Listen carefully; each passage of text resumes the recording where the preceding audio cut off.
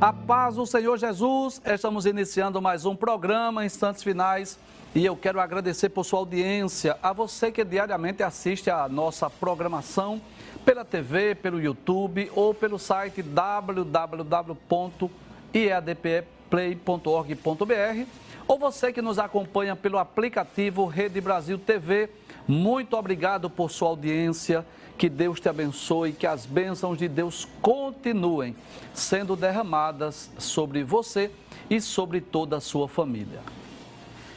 Se você deseja entrar em contato conosco, nós vamos mais uma vez lembrar o número do WhatsApp do programa, 994661010, mas não precisa fazer isso agora. Assista o programa e depois você pode enviar a sua pergunta ou a sua mensagem para nós. Saiba que a sua opinião é muito importante para nós. Se você está assistindo diariamente ao nosso programa, você sabe que nós estamos estudando o capítulo 20 do livro do Apocalipse, e você sabe que esse capítulo está dividido em 3 temas principais. Você pode, inclusive, acompanhar na sua Bíblia. Dos versículos 1 ao versículo 6, trata desse primeiro tema aí: Satanás é amarrado por 1000 anos e os fiéis reinam com Cristo.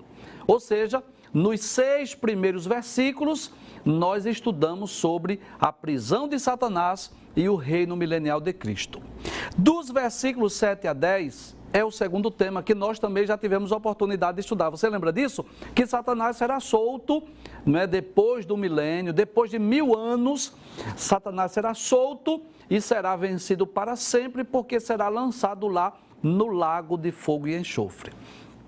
E o terceiro e último tema do capítulo 20, que nós estamos estudando, nós já iniciamos, trata exatamente do juízo final. Muito bem, esta é a imagem aí, claro que uma imagem meramente ilustrativa, mas que é pelo menos para termos uma ideia de como se dará o grande trono branco, ou juízo final, o último dos julgamentos escatológicos. Nós já dissemos aqui em programas anteriores que existem 3 julgamentos futuros. O tribunal de Cristo, que ocorrerá após o arrebatamento da igreja, que é o tribunal para a entrega dos galardões. O outro julgamento será o julgamento das nações vivas, que ocorrerá após a grande tribulação, na ocasião da vinda de Jesus em glória, onde Jesus irá julgar as nações para decidir quais são as nações que vão adentrar no milênio. E o terceiro e último julgamento é exatamente esse do trono branco, o capítulo 20 do livro do Apocalipse. Nós já estudamos esse tema, esse assunto, naquela série de programas anteriores, onde nós falamos todos os eventos escatológicos. Se você quer maiores, você quer mais informações, você pode ir lá no playlist e você pode rever os programas que nós gravamos sobre o juízo final. Como nós estamos nessa temporada, explicando o Apocalipse versículo por versículo, então nós vamos comentar os versículos 11 a 15. Nós já explicamos o versículo 11, já iniciamos o estudo do capítulo 12 e demos uma pausa para falar sobre os livros que serão abertos no juízo final. Então, deixa eu recapitular para você reforçar o aprendizado. Vamos para o versículo 11. Isso. João disse: e vi um grande trono branco. Nós já dissemos que o trono é grande por conta da grandeza daquele que está sentado. Quem está sentado? Cristo. O trono é branco porque fala de pureza, fala de santidade. E o que estava sentado sobre ele, de cuja presença fugiu a terra e o céu, e não se achou lugar para eles, traz, por gentileza, a imagem principal desse tema, juízo final, só para nós podermos ilustrar mais ou menos isso. É como se os homens estivessem diante desse trono branco e não visse céu, não visse terra, não visse outra coisa a não ser diante deles este grande trono branco. É esse, vamos dizer assim, a impressão que nós temos, é dessa forma que nós entendemos, que nós compreendemos. Quando João diz que de cuja presença fugiu a terra e o céu, é que se os homens olharem para cima nessa ocasião, não vão ver o céu azulado, não vão ver as nuvens, não vão ver outra coisa senão a grandeza deste grande trono branco. Volta para o versículo 12, por gentileza, que nós também já iniciamos o estudo. Aí João disse, e vi os mortos. E é interessante nós lembrarmos isso, né? Se alguém morreu e não foi sentenciado, não foi julgado aqui na terra, porque aqui na terra, já dissemos isso, existem muitos recursos meramente protelatórios, né? Mas não tem como escapar, claro, se for um pecador, né? Se for incrédulo, claro. E não terá como escapar desse julgamento. Eles hão de ressuscitar para serem julgados. João disse que viu grandes e pequenos, nós já explicamos. Os grandes são aquelas pessoas que ocuparam posições de destaques, né? Os imperadores, os reis, presidentes, ministros, enfim, autoridades políticas, enfim. E os pequenos são os cidadãos normais. Aí João disse que estavam diante do trono e abriram-se os livros. Traz a tela, por gentileza, para eu relembrar o que já dissemos. A Bíblia não diz quais serão esses livros que serão abertos. Mas eu já disse aqui que teólogo, ele tanto procura explicar aquilo que está revelado nas páginas da Bíblia, como também ele procura, por dedução, né, nos estudos, nas pesquisas, até explicar aquilo que não está muito claro nas páginas da Bíblia Sagrada. Então a Bíblia não diz quais serão esses livros, mas os teólogos procuram dar nomes a esses livros que serão abertos no julgamento do juízo final, de acordo com a revelação que cada homem recebeu da parte de Deus. Então nós já começamos a explicar sobre esses 7 livros. Abre a tela, por gentileza, onde estão os 7 livros. Isso, muito bem. Nós já explicamos o primeiro livro, você lembra disso? Que foi o último programa? O livro da natureza, traz a tela. E o que é este livro, professor? É que, traz a tela, por favor, para eu explicar, muito bem. É que se alguém não ouviu a mensagem do Evangelho, ou não ouviu falar da Bíblia, das Escrituras, ou da lei, mas ao menos ele teve condição sim de conhecer a Deus. Porque as obras de Deus manifestam a sua glória. Nós lemos o Salmo 19, versos 1 a 3, e lemos também Romanos capítulo 1, versículos 19 e 20, onde tanto o salmista quanto o apóstolo Paulo deixa isso bem claro, que os céus manifestam a glória de Deus, que o firmamento anuncia a obra de suas mãos, sem linguagem, sem fala, ouvem-se as suas vozes. E Paulo diz que o que de Deus se pode conhecer, nele lhe o manifestou, porque as suas coisas invisíveis, tanto o seu eterno poder como a sua divindade, se entendem e claramente se veem pelas coisas que estão criadas, detalhes, para que eles fiquem inexcusáveis. Então, ninguém pode dizer que não sabia que Deus existia, não pode dizer isso diante do trono branco, porque as obras de Deus manifestam sim que Deus existe. Nós vamos dar continuidade ao estudo destes 7 livros, abre a tela por favor, e o segundo livro que nós vamos estudar é exatamente o livro da lei. Antes de eu explicar sobre este livro, pode trazer, claro, quero deixar bem claro que essas 7 imagens aí são meramente ilustrativas, né? Mas primeiro, antes de eu explicar sobre este livro da lei, eu gostaria de trazer o contexto, qual foi a ocasião que Deus deu a lei aos filhos de Israel. Eu sei que eu estou sendo assistido por teólogos, estudantes da Bíblia que já conhecem essa história, mas também eu estou ciente que existem novos convertidos que estão assistindo, talvez até pessoas não evangélicas que não conheçam a Bíblia, por isso eu faço questão de trazer algumas explicações sobre este livro da lei. Bem, você deve conhecer a história de José do Egito, uma das histórias mais extraordinárias da Bíblia, que está lá em Gênesis capítulo 37, dos capítulos 37 até o capítulo 50, que trata a história de José, filho de Jacó. Uma das histórias mais extraordinárias da Bíblia. E diz a Bíblia Sagrada que quando José tornou-se primeiro-ministro ou governador lá do Egito, ele chamou a sua família, pediu autorização a Faraó e o Faraó autorizou que ele trouxesse a sua família, o velho Jacó, seus irmãos, né? 70 ou 75 pessoas vieram habitar lá no Egito, lá na terra de Gósen. e aqueles filhos de Israel estiveram lá por aproximadamente 430 anos, mais ou menos 30 anos em liberdade, que era o período que José estava governando o Egito, mas vieram depois os 400 anos de escravidão. E quando veio a escravidão, este faraó que não conhecia José, começou a escravizar os filhos de Israel. O que é que acontece? Então Deus levantou Moisés, o libertador, enviou as 10 pragas sobre o Egito e livrou os filhos de Israel daquela escravidão egípcia. Então veja que coisa interessante. O Egito foi o lugar em que os hebreus cresceram, se multiplicaram, mas eles não tinham leis próprias porque eles viviam no Egito.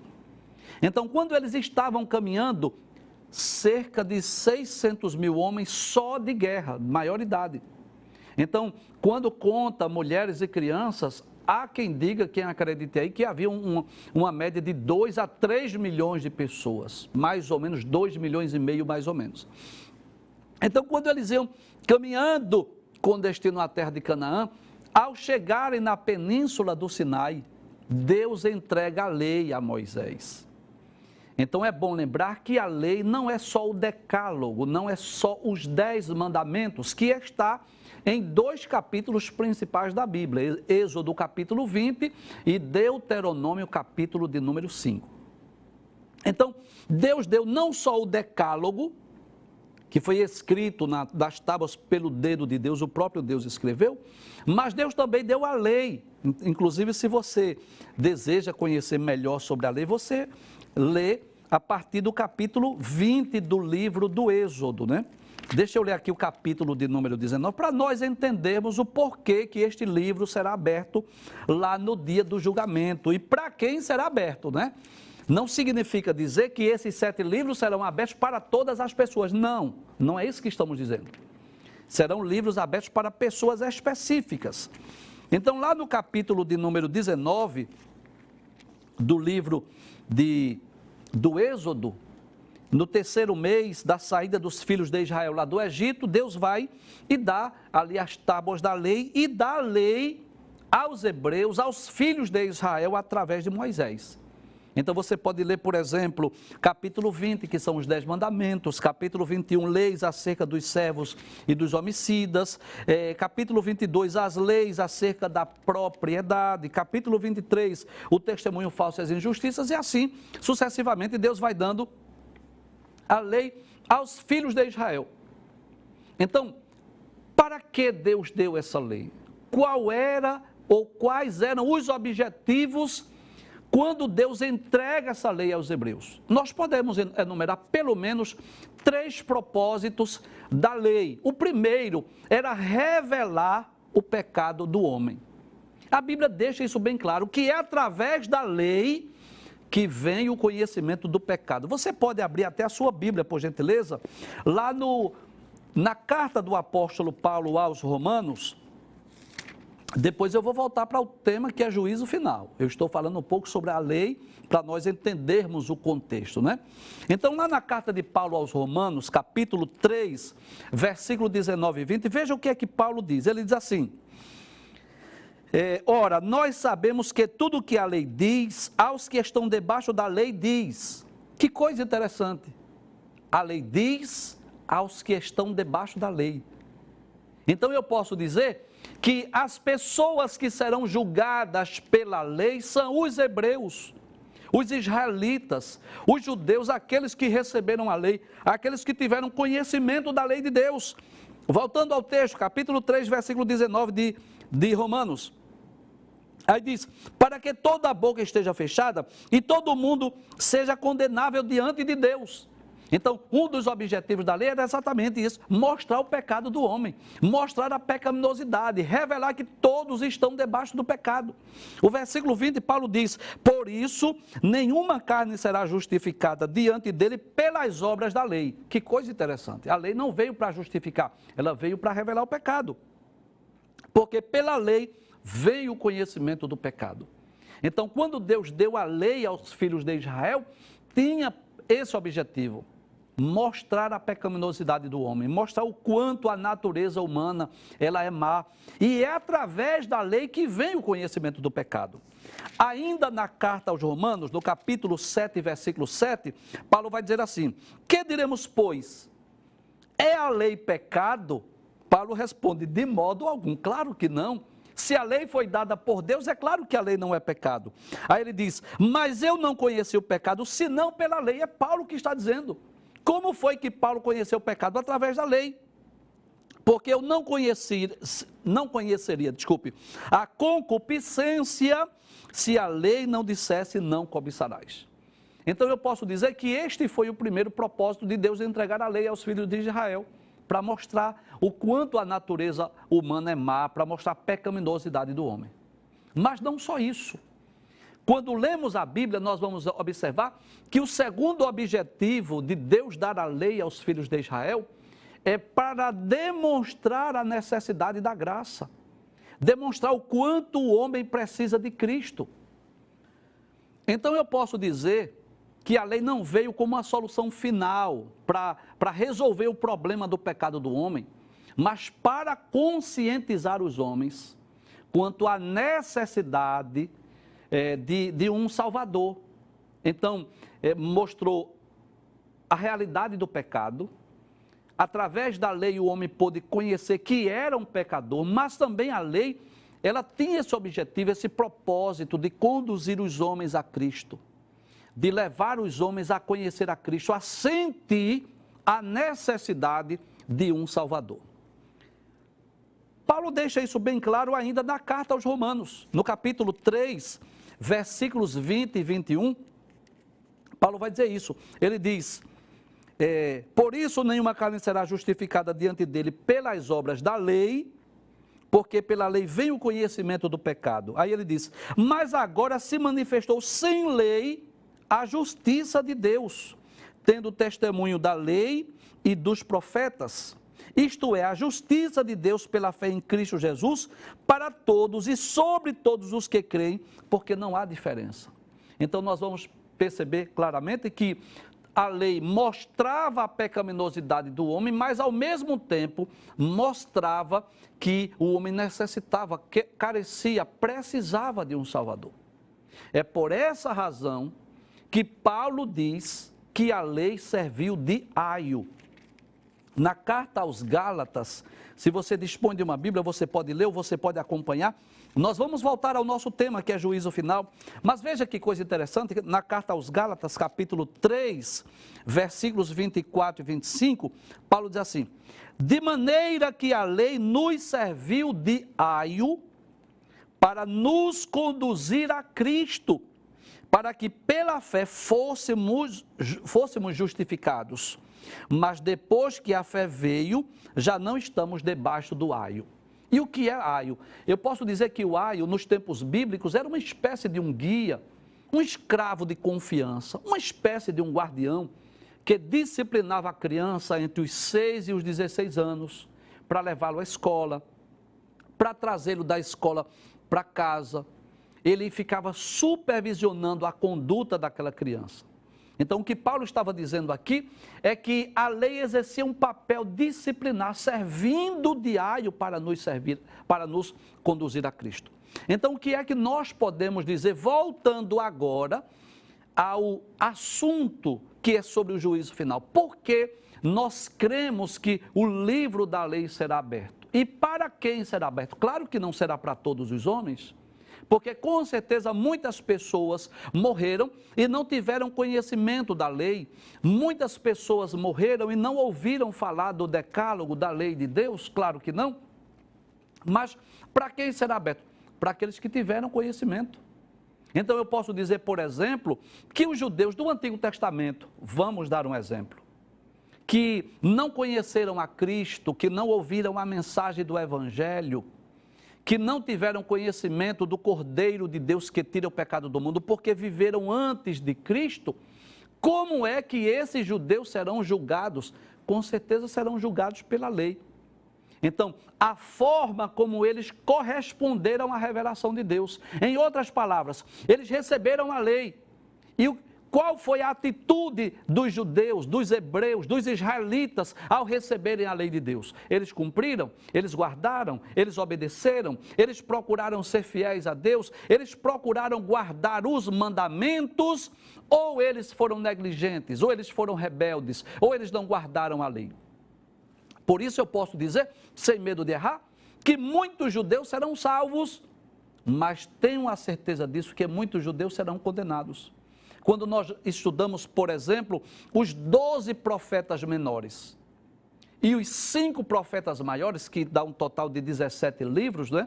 Isaías, Jeremias, Lamentações de Jeremias, Ezequiel e Daniel. Aí vem os 12 menores: Oséias, Joel, Amós, Obadias, Jonas, Miqueias, Naum, Abacuque, Sofonias, Ageu, Zacarias e Malaquias. Alguns desses profetas foram levantados por Deus para falar a outras nações, a nações estrangeiras, como Jonas, que profetizou para os ninivitas, como como Obadias, que profetizou para os edomitas, como Naum, que também profetizou para os ninivitas.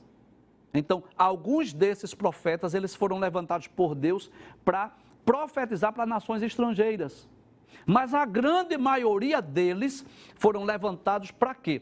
Para combater os pecados do povo de Israel. Alguns deles profetizaram para o reino do norte, para as 10 tribos, e outros deles profetizaram para o reino do sul, que foi para Judá e Benjamim. E é interessante nós observarmos isso, que muitos deles combateram as injustiças sociais, as transgressões da lei. Muitos deles combateram os pecados da nação. A idolatria, não é? A prostituição espiritual religiosa, as injustiças sociais e tantos outros males cometidos pelo povo judeu. Então, já que esses judeus, eu estou pensando em um grupo de pessoas específicos, esses do Antigo Testamento, que não conheceram a Cristo, que não ouviram a mensagem do Evangelho, eles não poderão ser julgados pelo Evangelho, porque eles não ouviram, eles viveram antes disso. E como é que esses judeus serão julgados? Com certeza, através da lei. Então, cremos nisso. Para quem nunca ouviu a mensagem do Evangelho e para quem nunca ouviu a lei de Deus, serão julgados pela primeira lei, que seria aí pelo primeiro livro, o livro da natureza. Mas para aqueles que receberam a lei, no caso o povo de Israel, como eles serão julgados? Eles serão julgados pelo livro da lei. Então, é assim que nós entendemos, é como se naquela ocasião fosse lembrado para os israelitas todos os mandamentos, não só o decálogo, mas todos os mandamentos da lei e a forma como eles corresponderam a essa revelação de Deus. Se eles cumpriram, se eles guardaram, se eles obedeceram essa lei de Deus, procurando ser fiéis a Deus, ou se eles foram negligentes, se eles transgrediram a lei de Deus. Então eu posso dizer que o livro da lei, que será aberto lá no grande trono branco, não será para todos os homens, para um grupo de pessoas específicos. Que grupo é esse?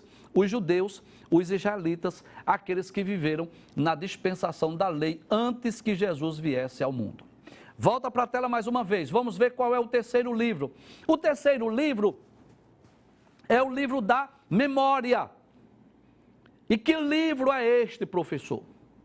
É que quando os homens estiverem lá diante do trono branco, pode trazer a tela, Deus trará à memória todas as formas de revelação, todas as oportunidades que a pessoa teve, de acordo com a época em que ele viveu, de acordo com a revelação que ele recebeu da parte de Deus, Deus trará à memória todas as oportunidades que ele teve, de conhecer a Deus, de temer a Deus, de servir a Deus, de fazer a vontade de Deus e a forma como essas pessoas corresponderam a essa revelação. Quando nós estudamos sobre a revelação de Deus, nós podemos entender isso, que Deus se revelou, Deus se fez conhecido de várias formas, de várias maneiras. Existe o que nós chamamos de revelação especial e revelação geral de Deus. São as muitas formas, as muitas maneiras pelas quais Deus se fez conhecido.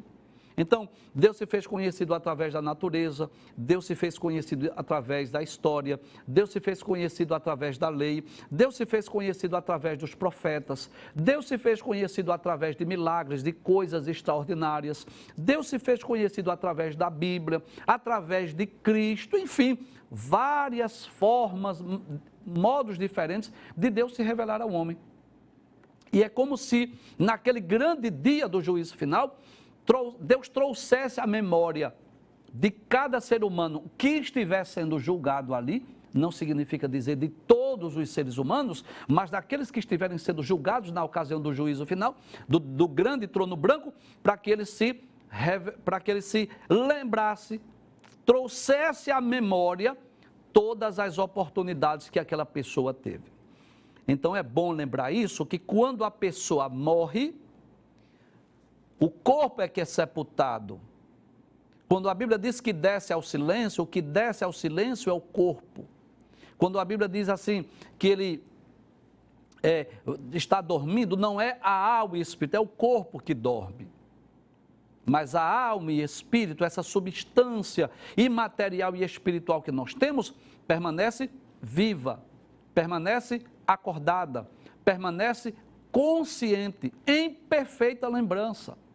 Lá no Evangelho de Jesus, escrito por Lucas, é um dos textos que nós já tivemos oportunidade de estudar aqui no programa e já citamos várias vezes, porque é o melhor texto bíblico que nos fala sobre o estado intermediário.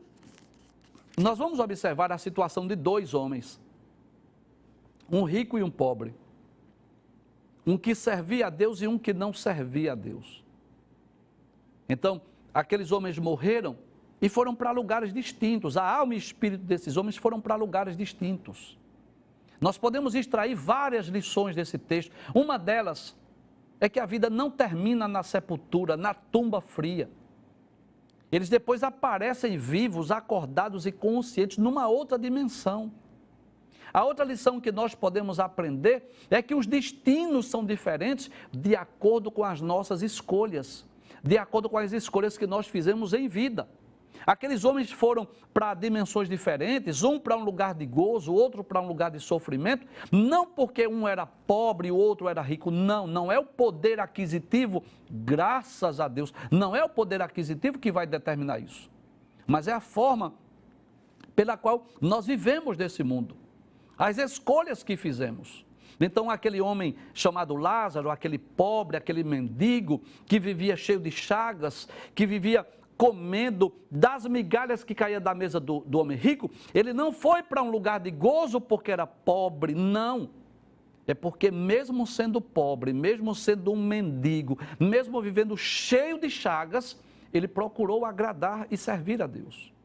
Aquele homem rico que vivia esplendidamente no conforto, na sua luxúria, ele vai para um lugar de tormentos não porque era rico, mas porque viveu como se Deus não existisse. E que coisa interessante, eles aparecem lá e Deus permite que em dado momento eles possam ver um ao outro, eles possam se comunicar. Não acredito que isso ocorra no dia a dia, mas em um momento específico Deus permitiu para que fosse registrada essa história, que não é uma parábola simplesmente, não é uma figura de linguagem simplesmente, não, é um fato real. Jesus menciona nomes de pessoas. Então, aquele homem rico, estando lá no lugar de tormentos, ele faz dois pedidos ao pai Abraão. O primeiro pedido é: manda que Lázaro molhe a ponta do dedo para refrescar a minha língua, porque eu estou aqui nesse lugar de tormento. E é interessante que Abraão vai dizer assim, capítulo 16, versículo 25, filho, lembra-te. Que coisa interessante. Então, não pense que quando a pessoa morre vai perder a sua memória, vai esquecer de tudo. Não faria sentido. Não faria sentido, por exemplo, alguém ir para um lugar de tormento, de sofrimento, sem saber por que está ali. O tormento seria maior ainda. O sofrimento seria ainda maior, porque ele ia dizer assim, o que foi que eu fiz para merecer isso? Por que eu vim para esse lugar?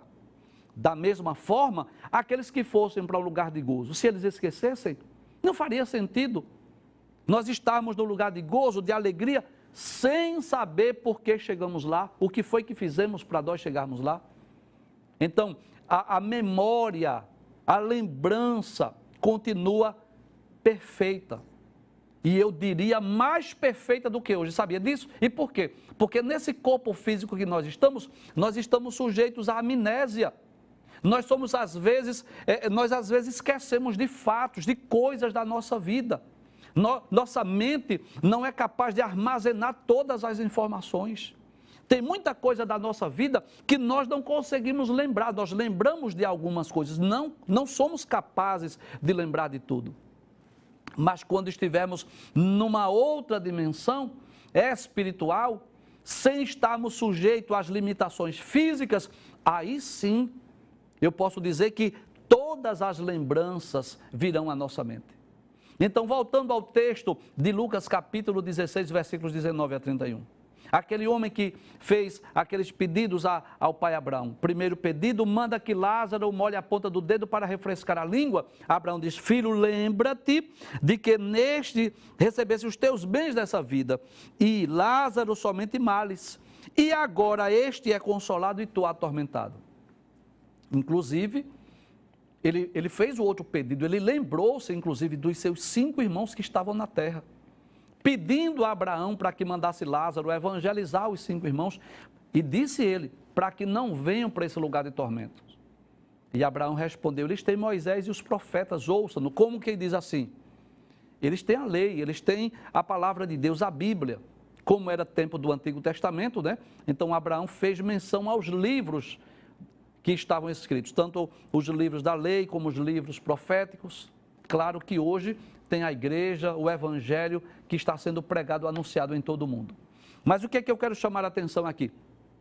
É que será aberto este livro da memória, a mente dos homens será aberta. E Deus irá lembrar todas as oportunidades que a pessoa teve e esta pessoa desperdiçou. Então vamos pensar, por exemplo, em um apóstata, aquele que abandonou a fé, aquele que creu no Evangelho, foi iluminado pelo Espírito Santo e depois negou isso.